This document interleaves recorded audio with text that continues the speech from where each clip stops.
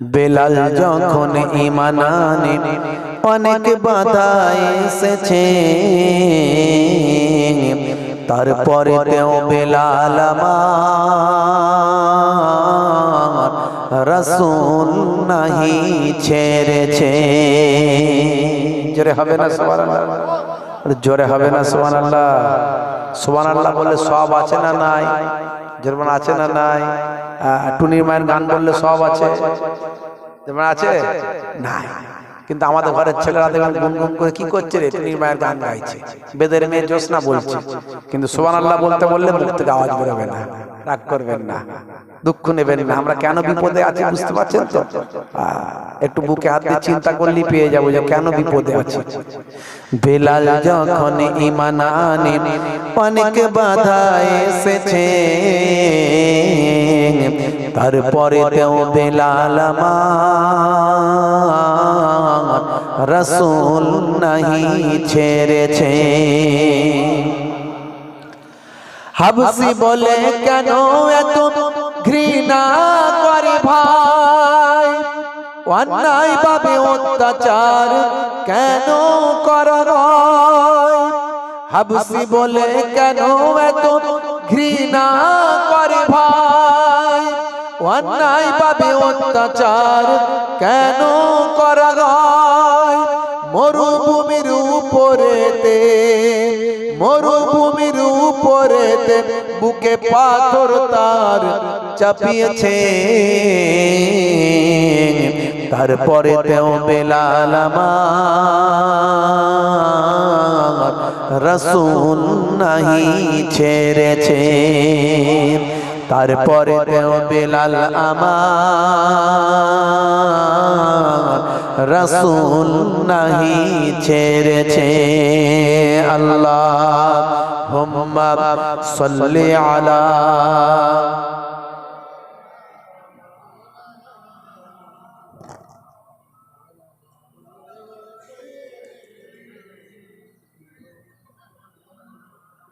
মুসলিম মোরা ভাই ভাই বলি সকাল বিকাল মুখে, কয়জন মোরা পাশে দাঁড়ায় আপন ভাইয়ের দুঃখে রে, আপন ভাইয়ের দুঃখে। কথা ঠিক না ভুল বলে? আমরা মুখে বলি মুসলমান ভাই ভাই, আর একজন বিপদে পড়লে টেনে না তুলে আরো ঠেলে গেঁড়ে দিই। কথা ঠিক না ভুল? যারে বলে মুখে বলে ভাই ভাই, কিন্তু বিপদে বললে তাকে টেনে তোলা দরকার না, তুলে তাকে আরো গেঁড়ে দেয়। বুঝতে পারছেন? আর মুখে বলে আমরা ভাই ভাই, মুসলমান ভাই ভাই। মুসলিম মোরা ভাই ভাই বলি সকাল বিকাল মুখে, কয়জন মোরা পাশে দাঁড়ায় আপন ভাইয়ের দুঃখে রে, আপন ভাইয়ের দুঃখে। আবু বকর ছুটে গিয়ে উমাইয়ার কয়, যতদিন আর লাগবে লাগুক বেলাল আমার চাই। আবু বকর ছুটে গিয়ে উমাইয়ার কয়, যতদিন আর লাগবে লাগুক বেলাল আমার চাই। মরুভূমির উপরেতে, মরুভূমির উপরেতে বুকে পাথর তার চাপিয়েছে, তারপরেও বেলাল আমার রাসূল নাহি ছেড়েছে। তারপরেও বেলাল আমার রাসূল নাহি ছেড়েছে। আল্লাহুম্মা সাল্লি আলা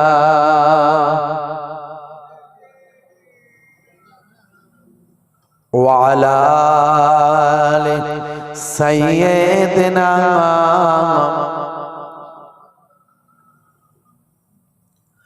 وقال الله تعالى في كلامه المجيد والفرقان الحميد، وإذ قال ربك للملائكة إني جاعل في الأرض خليفة قالوا أتجعل فيها من يفسد فيها ويسفك الدماء ونحن نسبح بحمدك ونقدس لك قال إني أعلم মা লা তা'লামুন।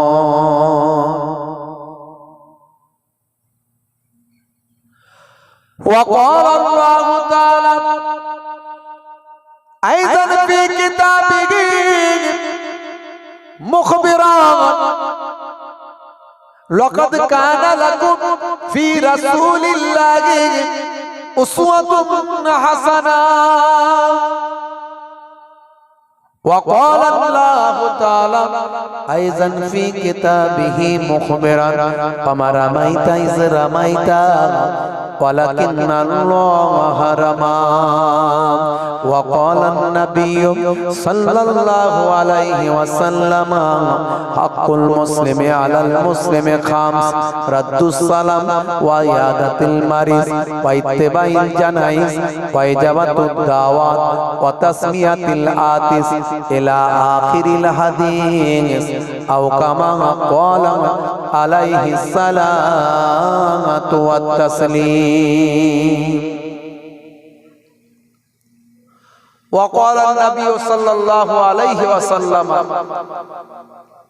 سبع تجري للعبد بعد موته وهو في قبره من علم علما أو كسر نهرا أو حفر بيرا أو غرس نخلا أو بنى مسجدا أو ورث مصحفا أو ترك ولدا يستغفر له بعد موته إلى آخر الحديث أو كما قال عليه الصلاة والتسليم. শ্রদ্ধেয় সম্মানীয় আজকের সভার সভাপতি, মঞ্চে উপবিষ্ট আমার পিতৃতুল্য বাপজিরা বসে আছেন, সামনে বসে আছেন আমার পিতৃতুল্য বাপেরা, তরুণ যুবকেরা, স্নেহের বাচ্চারা, জওয়ান যুবক ভাইরা, পর্দার আড়ালে আমার জননী মায়েরা বোনেরা আছে, যারা দাঁড়িয়ে আছেন মাঝখানটা একটু জায়গা আছে, যদি বসে যেতেন ভালো লাগতো। কতক্ষণ দাঁড়িয়ে থাকবেন? যদি বসা যায় একটু বসে গেলে ভালো। আবার বসতে গিয়ে হুজুর বসতে বলছে পালিয়ে যাব, তাহলে পালানোর থেকে দাঁড়িয়ে থাকাই ভালো। হ্যাঁ, রাগ করবেন না বাপেরা।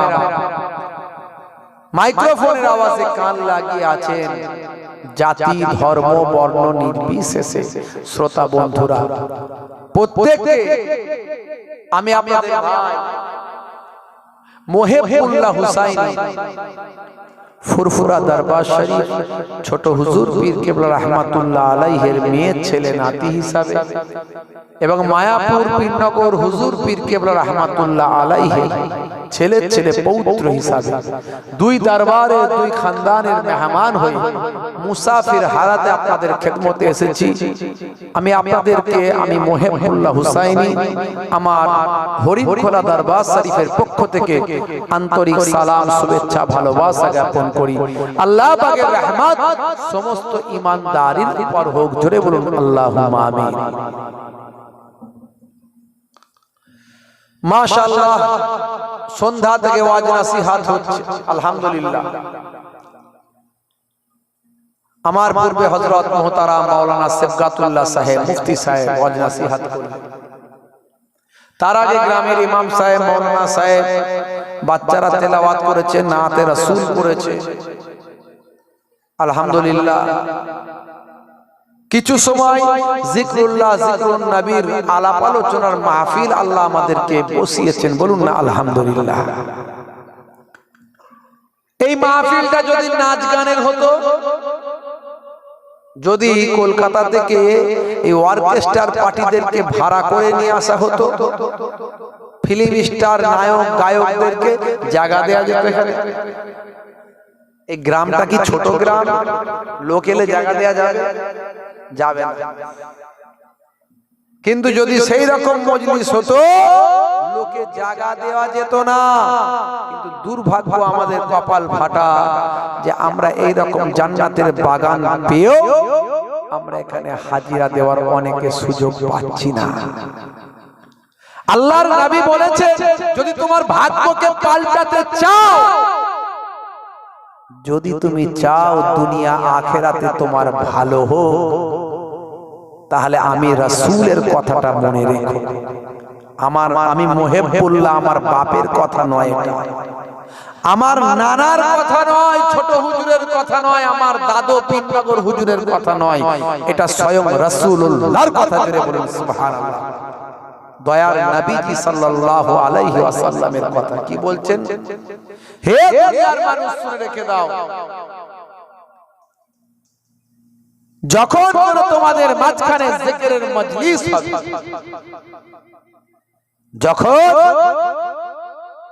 আলাইকা বিমুজালিসা আহলা যিকর, যখন কোন জিকিরের মজলিস পাবে যেখানে আল্লাহ এবং রাসূলের আলোচনা হয়, এমন জিকিরের মজলিস যদি তুমি পাও, সেই জায়গায় হাজিরা দেবে। কার নির্দেশ? যদি বলেন কার? আমার রাসূলুল্লাহ সাল্লাল্লাহু আলাইহি সাল্লামের নির্দেশ।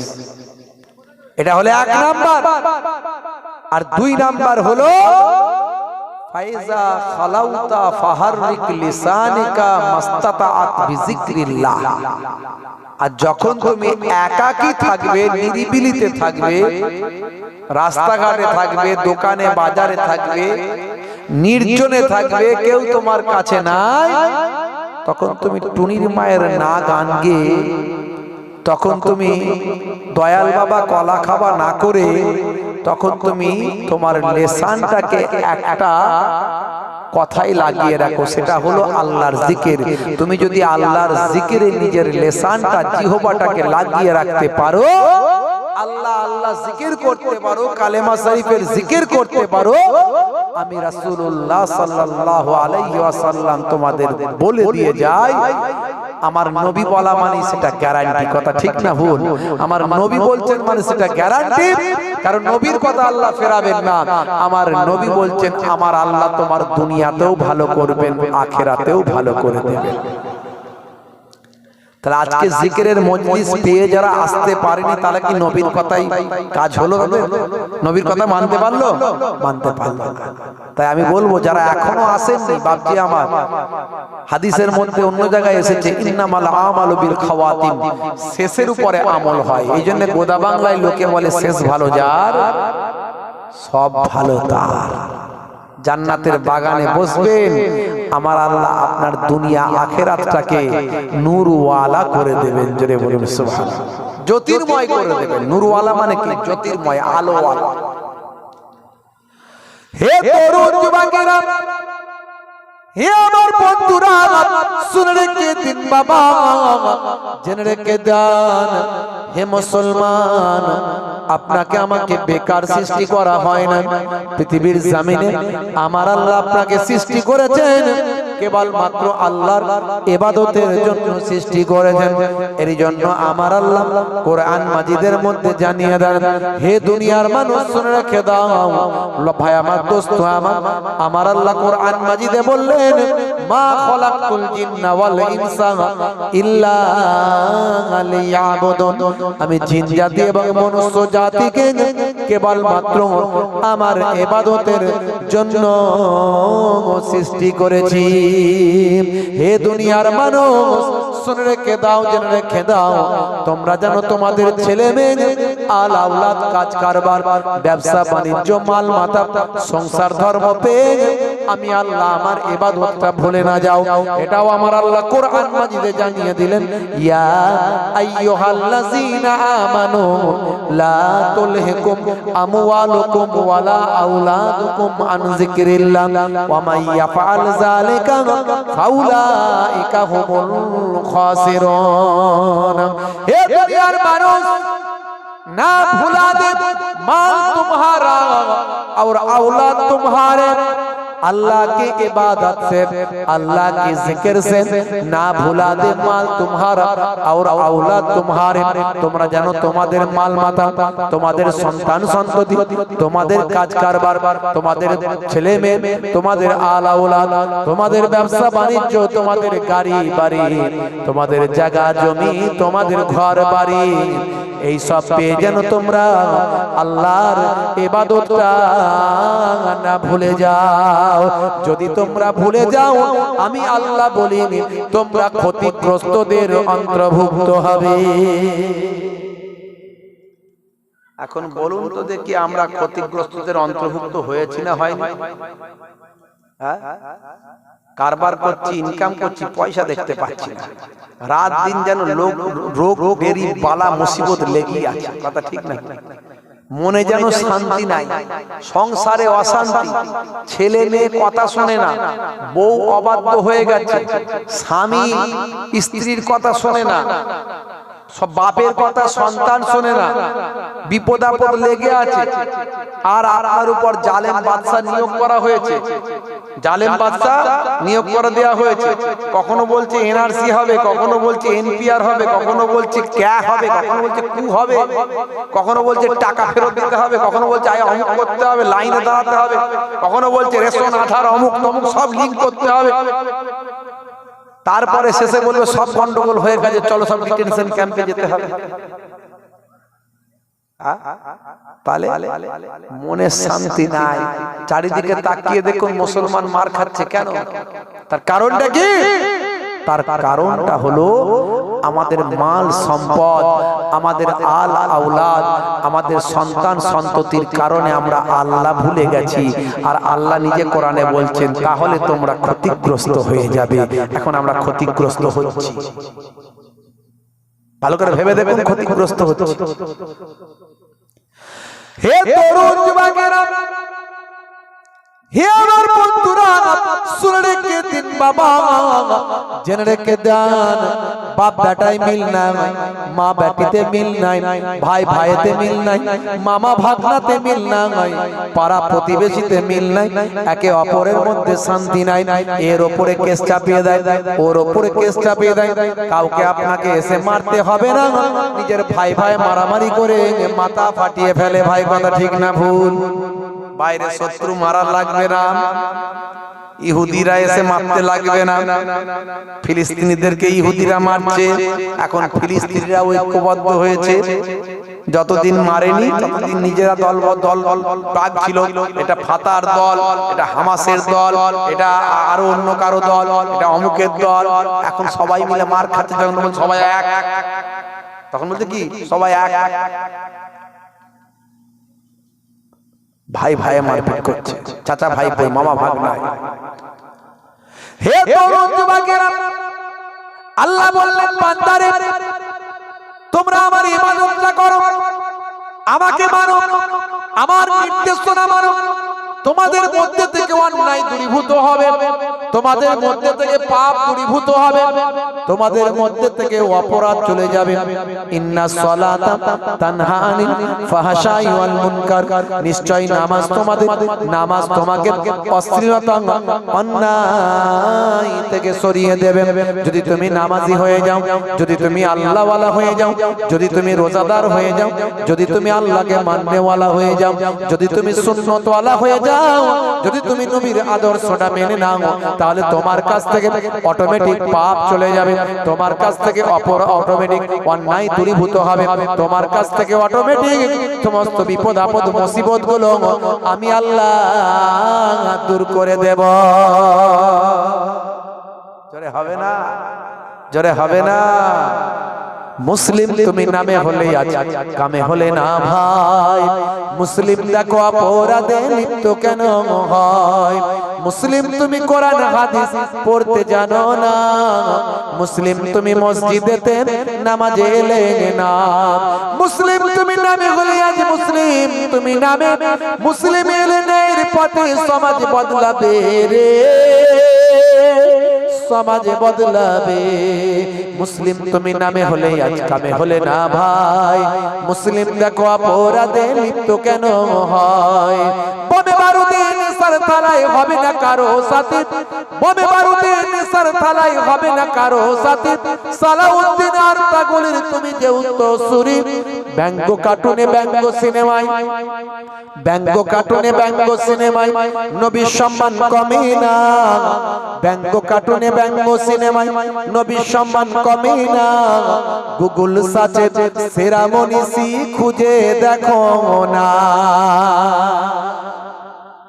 মাঝে মাঝে কলম চালাই তো একটু লিখি মাঝে মাঝে, মুসলমানের অবস্থা হাই রে হাই। রাগ করবেন না, 100 জনের 95 জন 5 ওয়াক্ত নামাজ পড়ে না। ভালো করে খেয়াল করুন, 100 জনের 95 জন 5 ওয়াক্ত নামাজ পড়ে না। যে 10 বছর 7 বছর বয়স থেকে নামাজ পড়ার কথা বলা হয়েছে, 10 বছরের বাচ্চা যদি নামাজ না পড়ে তাকে ধরে চাটি মারতে হয়। যেমন পড়াশোনা না করলে একটু চাটি মারেন, কানটা মুলে দেন, তার ভবিষ্যতে ভালো চিন্তা করে, আর এটা তার আখিরাতে ভালো চিন্তা করে। যদি নামাজ না পড়ে কানটা ধরে মসজিদে পাঠান। তার কান ধরা তো দূরের কথা, বাপ নিজেই তো নামাজ পড়ে, সন্তানেরা কি কান ধরে? কথা ঠিক না? বলি রাগ করবেন না বাবা। হে তরুণ যুবকেরা, হে আমার বন্ধুরা, হে আমার মুরব্বিয়ানেরা, শুনে রেখে দিন বাবা, জেনে রেখে দেন। হে মুসলমান, আমার আল্লাহ বললেন বান্দারে, হে দুনিয়ার মানুষ, তোমরা বেঁচে আছো, আমি আল্লাহ তোমাদের বাঁচিয়ে রেখেছি। এই পৃথিবীতে আসার আগে তোমরা কোথায় ছিলে তোমরা কি জানো? কাইফা তাকফুরু, তোমরা কেমন করে কুফরি করো, আমি আল্লাহর সঙ্গে কেমন করে নাফরমানি করো, কেমন করে আমি আল্লাহর সঙ্গে কুফরি করো, কেমন করে আমি আল্লাহকে অস্বীকার করো, কেমন করে আমি আল্লাহ আমার নির্দেশনাকে অমান্য করো, কেমন করে তোমরা বেনামাজি হয়ে যাও, কেমন করে তোমরা বেরোজাদার হয়ে যাও, কেমন করে তোমরা আল্লাহর দ্বীনকে ভুলে যাও, কেমন করে তোমরা আল্লাহর শরিয়াতকে ভুলে যাও, কেমন করে তোমরা নবীর সুন্নতকে ভুলে যাও, কেমন করে আল্লাহ রাসূলের কথা থেকে দূরে সরে যাও, কেমন করে ওয়াজ নসিহতের বয়ান থেকে তোমরা দূরে থাকো।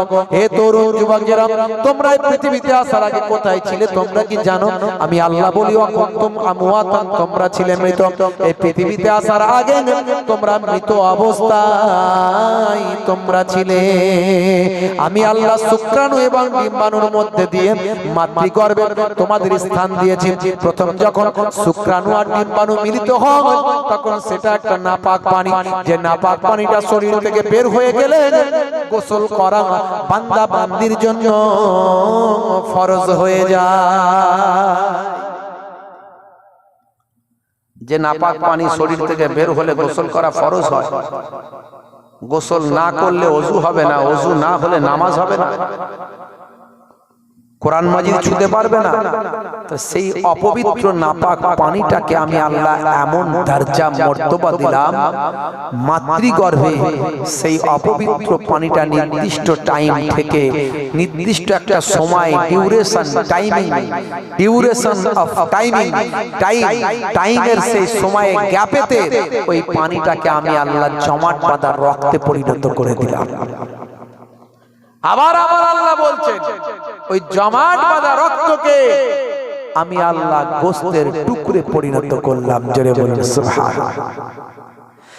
হে তরুণ যুবকেরা, সেই গোশতের টুকরোটাকে আমি আল্লাহ নির্দিষ্ট টাইমে নিয়ে গিয়ে সেখান থেকে পঞ্চ ইন্দ্রিয় নাসিকা কর্ণ জিহ্বা ত্বক মাতৃগর্ভের ভিতর একটা সুন্দর হাত পা দিয়ে মানুষ তৈরি করলাম।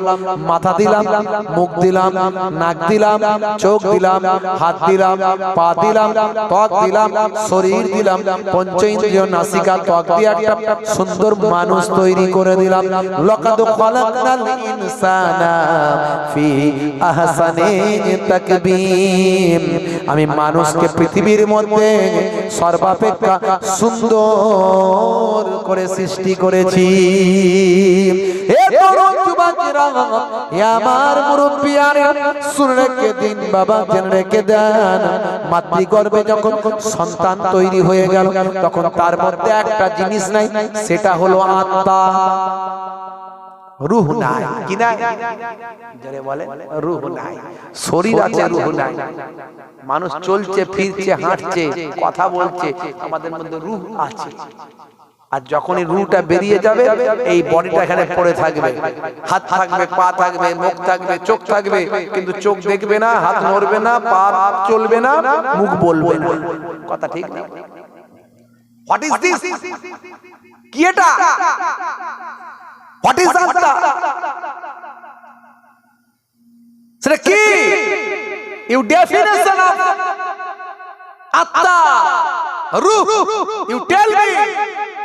আপনি আমাকে বলুন দেখি যে আত্মাটা কি জিনিস, আত্মার ডেফিনেশনটা কি? কোন বিজ্ঞানী আজ পর্যন্ত দিতে পারেনি। কোন বিজ্ঞানী আজ পর্যন্ত আত্মার ডেফিনেশন দিতে পারেনি, ব্যাখ্যা দিতে পারেনি। আমার আল্লাহ মাতৃগর্ভে একজন ফারিস্তা পাঠান, ওই ফারিস্তা গিয়ে ওই যে বডিটা আছে ওই বডিটার ভিতরে রূহটাকে ফুঁক দিয়ে এমন ফুৎকার দেন যে ফুৎকারে রূহটা আল্লাহ সেই বডির ভিতরে ঢুকিয়ে দিয়ে আমার আল্লাহ মানুষটাকে, বাচ্চাটাকে হাত পা নাড়ানোর ক্ষমতা দান করে দেন। জোরে হবে না? বিজ্ঞান বলছে সর্বাপেক্ষা মাতৃগর্ভে যে ইন্দ্রিয় কাজ করে সেটা হলো কান। বিজ্ঞান আজকে গবেষণা করে বলছে মায়ের শরীরের মধ্যে সবচেয়ে আগে বাচ্চা যে ইন্দ্রিয়, যে অঙ্গটা কাজ করে সেটা হলো কান। আর 1450 বছর আগে আমার আল্লাহর কোরআন বলছে আমি তাকে প্রথমে শোনার ক্ষমতা দান করি। জোরে বলুন সুবহানাল্লাহ।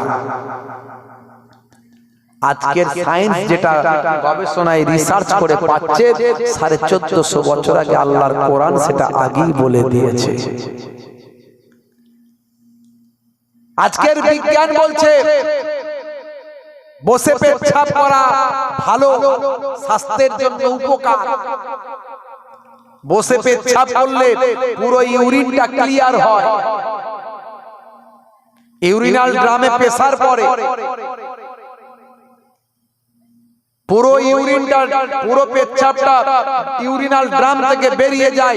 আর যদি দাঁড়িয়ে দাঁড়িয়ে পেচ্ছাপ করা হয় তাহলে দেখা যাবে কিছু কেমন অল্প স্বল্প 2-1 ফোঁটা করে ইউরিন পেচ্ছাপ ওই ইউরিনাল ড্রামে জমতে জমতে এক সময় সেটাই স্টোনে পরিণত হয়। বসে পেচ্ছাপ করা স্বাস্থ্যের জন্য ভালো। 1450 বছর আগে আল্লাহর নবী বলছেন বসে পেচ্ছাপ করো আর পেচ্ছাপ করে পবিত্র হও, ধৌত করো। জোরে বলুন সুবহানাল্লাহ। আজকের স্বাস্থ্য বিজ্ঞানীরা ইউরিনটা, পেচ্ছাপটাও তরল বজ্র, এতে জীবাণু থাকতে পারে, তাই এটা শরীরে লাগলে, পোশাকে লাগলে স্বাস্থ্যের জন্য ক্ষতিকর, এটা ধুয়ে নেওয়া উচিত। জোরে বলুন সুবহানাল্লাহ। আল্লাহর কোরআন, রাসূলের হাদিস যা বলছে আজকের স্বাস্থ্য বিজ্ঞানীরা মেনে নিতে বাধ্য হচ্ছে। মহাকাশ থেকে শুরু করে নবমণ্ডল, ভূমণ্ডল থেকে শুরু করে যা কিছু আজকে বিজ্ঞান গবেষণা করেছে টোটাল 2%। 100% এর মধ্যে 2% গবেষণা করেছে, তাতেই আজকে বিজ্ঞানীরা মঙ্গল গ্রহে যান পাঠাচ্ছে, চাঁদে চন্দ্রাযান পাঠাচ্ছে। চাঁদে এখনো যদিও বসবাস করতে পারেনি, তবুও চাঁদে নাকি জায়গা বিক্রি হচ্ছে না, কোথায় বিক্রি হচ্ছে বলছে, অনেকে কিনেও ফেলেছে। বাপের কালে যেতে পেরেছে নাকি বলা মুশকিল, জায়গা ফেকা সব কিনে ফেলছে। কথা ঠিক না? লোকে তো বলবে এখন চাঁদে জায়গা কিনেছে, এই লোকের কথা শোনার জন্য ফর্ম ফিল আপ করে জায়গা কিনে ফেলছে। এখনো চাঁদে কি আছে, কি হয়েছে না হয়েছে টোটাল এখনো আবিষ্কার হয়নি। মঙ্গল গ্রহে এখনো থাকার মতো পরিবেশ তৈরি হয়েছে কিনা আবিষ্কার হয়নি। তাহলে এই সব কিছু, এত কিছু করেও মাত্র 2%, এখন 98% আবিষ্কার হয়নি। বিজ্ঞানীরা গবেষণা করেছে big bang theory, big bang theory. সেই থিওরিতে বলছে এই নবমণ্ডল, ভূমণ্ডল, আকাশ, পাহাড়, জমিন যা কিছু দেখছেন এটা আসলে ছিল একটা বিন্দু, একটা বিন্দু। এই বিন্দু থেকে সবকিছু সিন্ধু তৈরি হয়েছে, বিন্দু। এটাকে বলছে বিগ ব্যাং থিওরি। বলছে এই বিন্দুর উপরে বিস্ফোরণ হলো, বিস্ফোরণ, এই বিন্দুর উপরে বিস্ফোরণ হলো। বিস্ফোরণ হওয়ার সঙ্গে সঙ্গে ভাই আমার এটা বিচ্ছুরিত হয়ে গেল, ছড়িয়ে ছিটিয়ে গেল। আকাশটা আকাশে চলে গেল, চাঁদটা সেখানে চলে গেল, সূর্যটা সেখানে চলে গেল, জমিনটা জমিনে চলে গেল, পাহাড় পর্বতগুলো সেখানে গিয়ে দাঁড়িয়ে গেল। কে বলছে? বিজ্ঞান বলছে। আবার এমন একটা সময় আসবে যখন এই আকাশ, পৃথিবী, জমিন, সূর্য, চাঁদ সব একত্রিত হয়ে একটা বিন্দুতে আবার ফিরে চলে আসবে। এটার নাম বলছে বিগ ব্যাং থিওরি। সূরা আম্বিয়া খুলে দেখুন, কোরআন মাজিদ। আমার আল্লাহ 1450 বছর আগে এই বিগ ব্যাং থিওরি সেদিন জানিয়ে দিয়েছে। আমার আল্লাহ কোন বলে তৈরি করেছে, সব একটা জায়গা থেকে, সেখান থেকে আমার আল্লাহ একটা বিন্দু থেকে সবকিছুকে তৈরি করে দিয়েছেন। আপনি সূরা আম্বিয়া খুলে পড়তে শুরু করলে দেখবেন বিগ ব্যাং থিওরি আপনি সেখানে পেয়ে যাবেন। আজকে বিজ্ঞানীরা যেটা গবেষণা করছে 1450 বছর আগে আমার আল্লাহ কোরআন মাজিদে সেটা দিয়ে দিয়েছে। এরকম আমি অনেক তথ্য বলেছি বন্ধুরা, আমার তরুণ যুবকেরা, হে জওয়ান যুবকেরা, হে আমার বন্ধুরা, শুনে রেখে দিন বাবা, জেনে রেখে দেন হে মুসলমান, আপনাকে আমাকে আল্লাহর নির্দেশনা মানতে হবে। আল্লাহর নির্দেশনাকে আপনাকে আমাকে পরিপূর্ণভাবে মানতে হবে। আল্লাহর নির্দেশনাকে ভুলে গেলে চলবে না, আল্লাহর নির্দেশনাকে ছেড়ে দিলে চলবে না। আমার আল্লাহ যেটাকে ফরজ বলেছেন, ওয়াজিব বলেছেন, আমার আল্লাহ যেটাকে হুকুম করে দিয়েছেন, আল্লাহর কোরআন থেকে যেটা ফরজ ওয়াজিব হিসাবে সাব্যস্ত হয়েছে, সেটাকে আপনাকে আমাকে মেনে চলতে হবে। হে তরুণ যুবকেরা, আমার আল্লাহর নির্দেশে কখনো কম্প্রোমাইজ করা যাবে না বাবা। আমার আল্লাহ বলেছেন, বান্দারে তোমরা যা কিছু করো আমার ইবাদত যেন ভুলে যেও না। আমি তোমাদের ইবাদতের জন্য পাঠিয়েছি, আমার দ্বীনকে কায়েম করার জন্য পাঠিয়েছি, তোমরা নামাজকে প্রতিষ্ঠা করার জন্য তোমাদের পাঠিয়েছি। তোমরা রুজি রোজগার করবে, ব্যবসা বাণিজ্য করবে, কাজ কারবার করবে, সংসার ধর্ম করবে, কিন্তু তারই মাঝখানে যেন আমার ইবাদতটা ভুলে যাবে না। হে তরুণ যুবকেরা, আমার মুরব্বিয়ানেরা, শুনে রেখে দিন বাবা, জেনে রেখে দেন, আল্লাহর ওলি বান্দারা সব কিছু করেছেন বাবা, সংসার ধর্ম করেছেন, ব্যবসা বাণিজ্য করেছেন, কাজ কারবার করেছেন, কিন্তু তারই মাঝখানে তারা আল্লাহর ইবাদতটা ভুলে যান না। ওলিয়া উলিয়ারা ইবাদত করে আল্লাহর ওলি হয়েছে। এই জন্য ওলিদের বয়ান আমরা কোরআনে পাই। ওলিদের বয়ান কোথায় পাই? কোরআন মাজিদে পাই আমরা। কোরআন মাজিদে আমার আল্লাহ জানিয়ে দিয়েছেন বহু জায়গাতে, ইয়া আইয়ুহাল্লাযীনা আমানুত্তাকুল্লাহ ওয়া কুনু মা'আস সাদিকিন। হে বিশ্বাসী বান্দারা, তোমরা আমি আল্লাহকে ভয় করো এবং সত্যবাদীদের সঙ্গী হও। সত্যবাদী কারা? আমরা পুরোপুরি সত্যবাদী হতে পেরেছি? জীবনে মিথ্যা কথা একটা বলেন না? আমরা বলি না জীবনে? মিথ্যা কথা বলা মহাপাপ। যা বলেছেন বলেছেন, আর বলবেন না। ওয়া ইস্তানিবু কাউলা যুর, তোমরা মিথ্যা থেকে পরহেজ করো, মিথ্যা থেকে দূরে সরে যাও। আল্লাহর কোরআন। সত্যবাদী কারা? সত্যবাদী হলো আল্লাহর মাহবুব বান্দা, ওলি বান্দারা। জোরে বলুন সুবহানাল্লাহ। হে তরুণ যুবকেরা, আল্লাহর ওলি বান্দাদের কেন আমরা ভালোবাসি? আল্লাহর ওলি বান্দারা নিজেদের আল্লাহর হুকুমকে পায়রাবি করার জন্য যত রকমের বিপদ মুসিবত যায় আসুক না কেন, সমস্ত বিপদ মুসিবতকে তারা আলিঙ্গন করেছেন।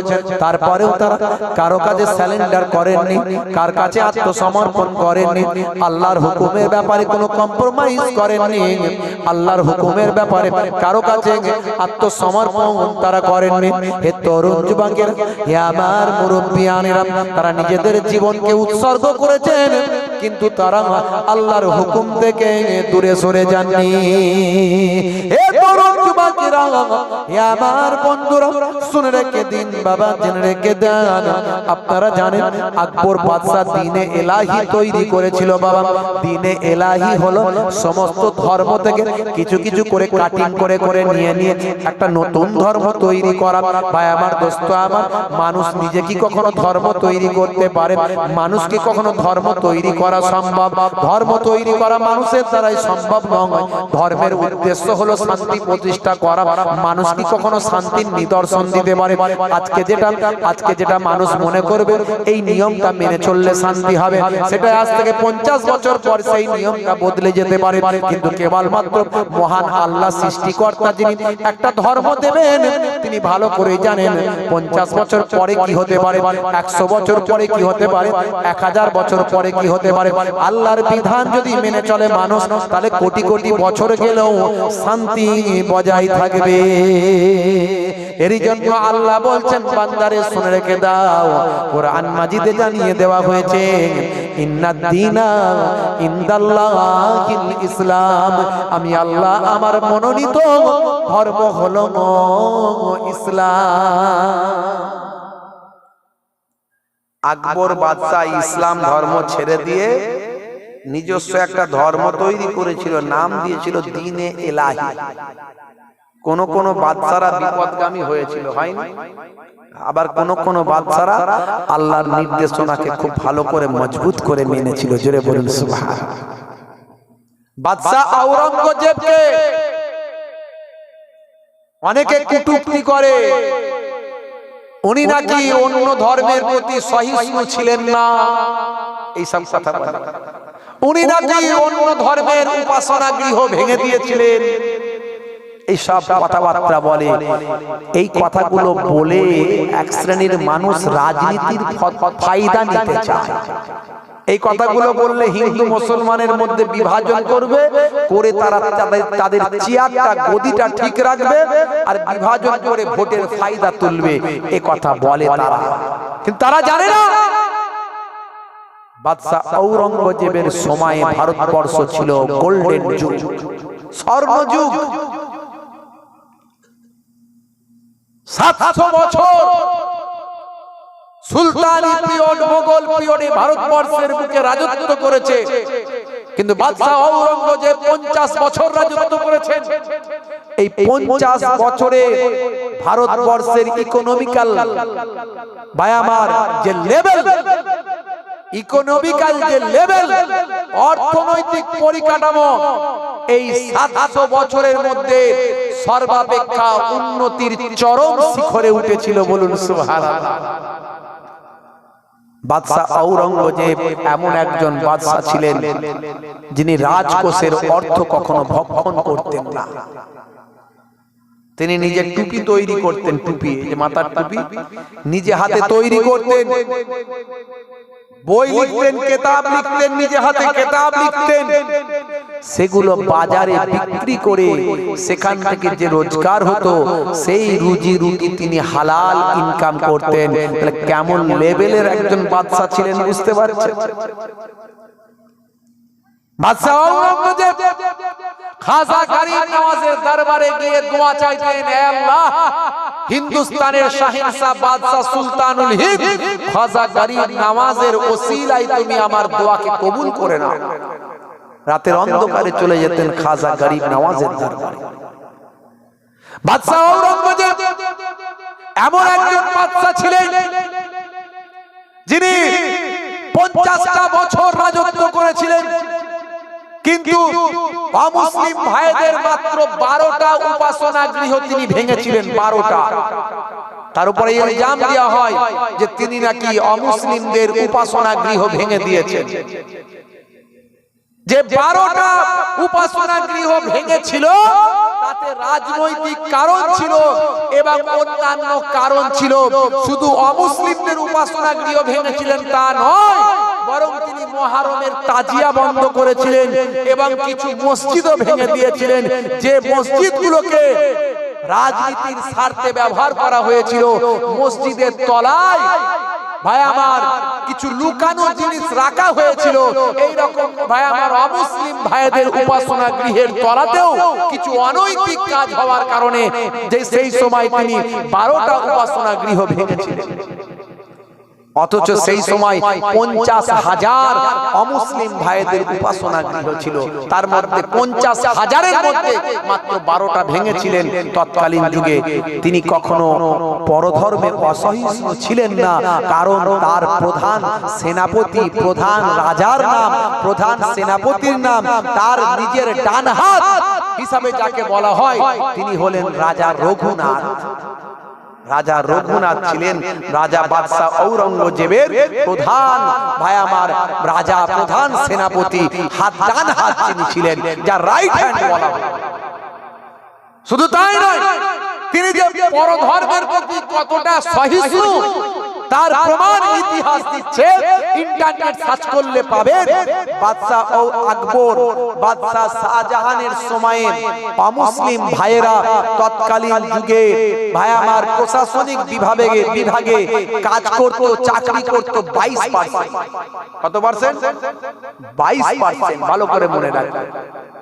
বাদশাহ আকবর, বাদশাহ শাহজাহান, যাদেরকে কিছু মানুষ বলে খুব ভালো বাদশা, তাদের সময়ে অমুসলিম ভাইরা তৎকালীন ভারতবর্ষের প্রশাসনিক বিভাগে চাকরি করত মাত্র 22%।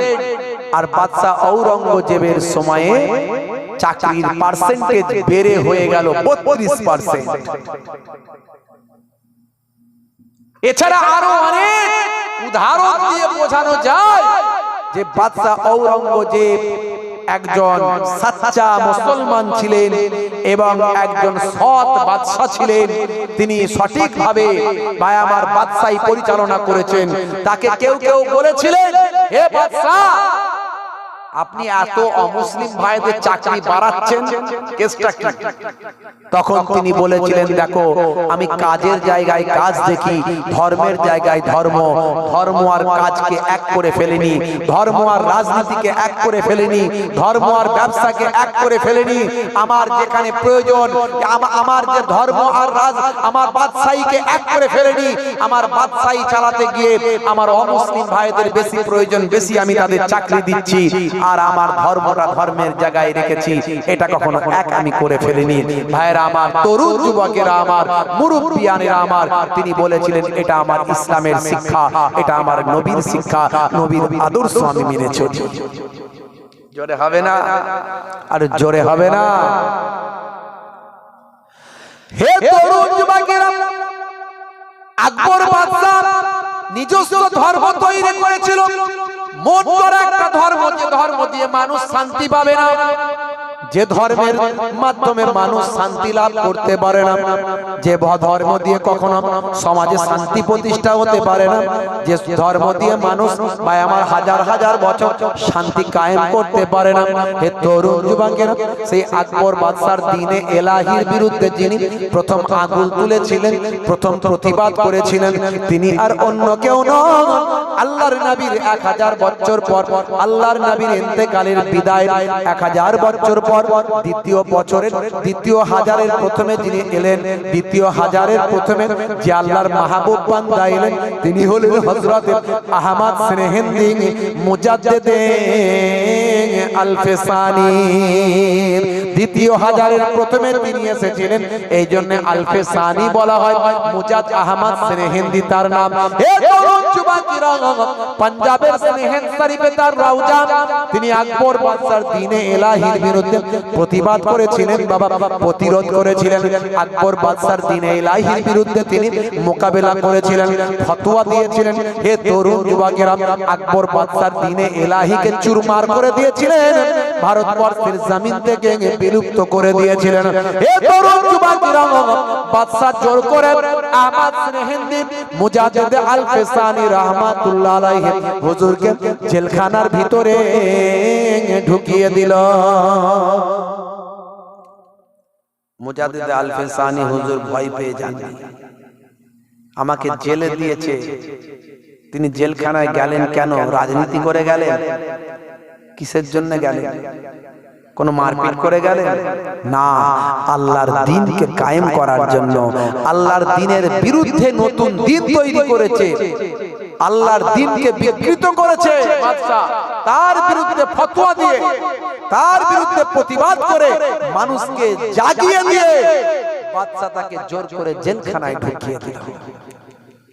সেই জামানার এত বড় আল্লাহর ওলি জেলখানায় গিয়ে হাজির।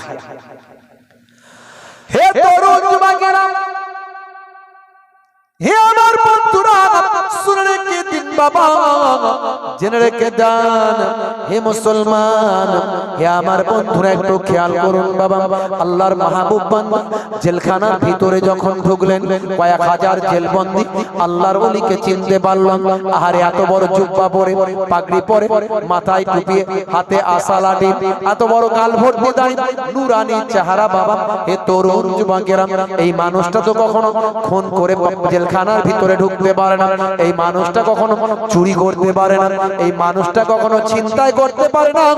মানুষের চেহারা দেখলে বোঝা যায়। কয়েক হাজার জেলবন্দি বলল, হুজুর ব্যাপারটা কি? আপনাকে বাদশা জেলখানায় কেন পাঠালো?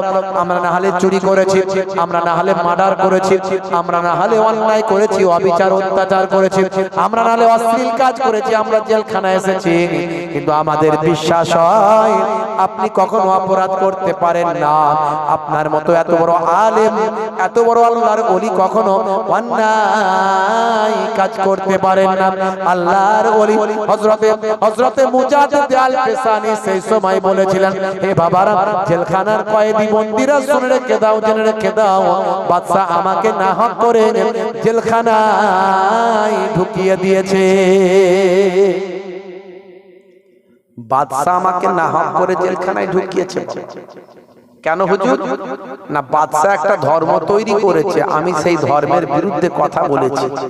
বাদশা আমার ইসলামকে নিয়ে বিকৃত করেছে, আমার ইসলামের মধ্যে থেকে কিছুটা নিয়ে আরো কিছু কিছু এদিক ওদিক থেকে নিয়ে একটা নতুন ধর্ম তৈরি করেছে, আমি তার বিরোধিতা করেছি। এই জন্য বাদশা আমাকে জেলখানায় ঢুকিয়েছে। হে তরুণ যুবকেরা, হে আমার বন্ধুরা, আল্লাহর মাহবুব বান্দা বাবা, আল্লাহর ওলি বান্দা জেলখানার কয়েক হাজার বন্দীদের বলতে লাগলেন, হে জেলখানার বন্দীরা শুনে রেখে দাও, আজকে আমি আহমদ সেনেহেন্দি মুজাদ্দিদ আল ফিসানি যদি জেলখানার বুকে না ঢুকতাম, তাহলে তোমাদের মতো কয়েক হাজার জেলবন্দীদের সঙ্গে আমার মোলাকাত হতো না। যদি আমি আজকে জেলখানার ভিতরে না ঢুকতাম, তাহলে তোমাদের মতো কয়েক হাজার জেলবন্দীদের সঙ্গে তো আর মোলাকাত হতো না। তাই আমার আল্লাহ যেটা করেন বান্দার জন্য কি করেন? জোরে বলেন, ভালোই করেন। এতদিন বাইরে হেদায়েত করেছি, এবারে জেলখানার ভিতরে এসে হেদায়েত করব। জোরে বলুন সুবহানাল্লাহ।